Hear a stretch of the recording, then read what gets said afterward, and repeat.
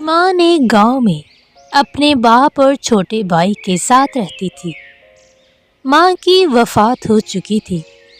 उसका बाप पानी पूरी का ठेला लगाया करता था, भाई साहब, आपकी पानी पूरी बहुत मज़े की है। जबकि ईमान अपने बाप के काम में भी हाथ बटाती और घर का काम भी संभालती।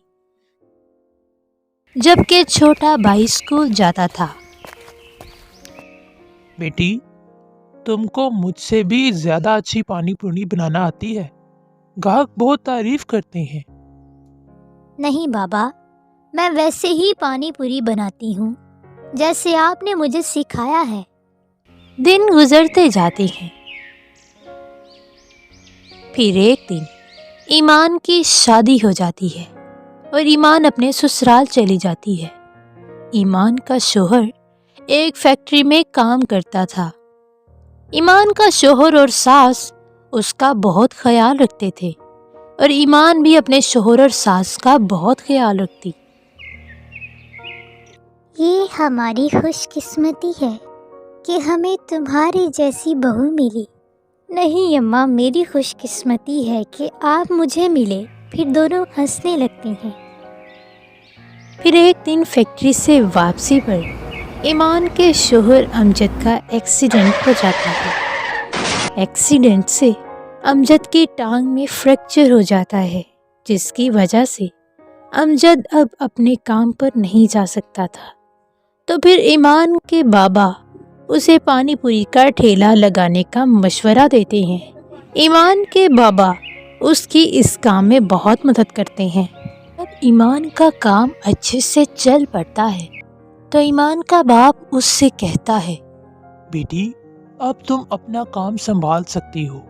अब मुझे घर चलना चाहिए क्योंकि तुम्हारा भाई घर पर अकेला है। ईमान अपना काम मेहनत और शौक से करती है। इसकी मेहनत की बदौलत ग्राहक दूर दूर से उसके ठेले पर आते हैं और उसकी खूब तारीफ करते हैं। उसका काम खूब बढ़ जाता है। जब उसका काम खूब बढ़ जाता है तो उसकी सास भी उसकी मदद करने लगती है। कुछ महीनों बाद ईमान अपने शोहर से कहती है, अब आप ठीक हो गए हैं और हमारे पास पैसे भी काफ़ी हैं। क्यों ना हम एक दुकान खरीद लें? तुम ठीक कहती हो। तुमने हमारी मुश्किल हालात में बहुत मदद की है। फिर वो एक दुकान ले लेते हैं और अपनी मदद के लिए एक लड़का साथ रख लेते हैं। ईमान एक बच्चे को जन्म देती है। ईमान की सास ईमान से कहती है, बेटी, मैं तुमसे बहुत खुश हूँ। तुमने हमारी हर हालात में मदद की है। अम्मा, ऐसे मत कहीं, ये तो मेरा फ़र्ज़ था।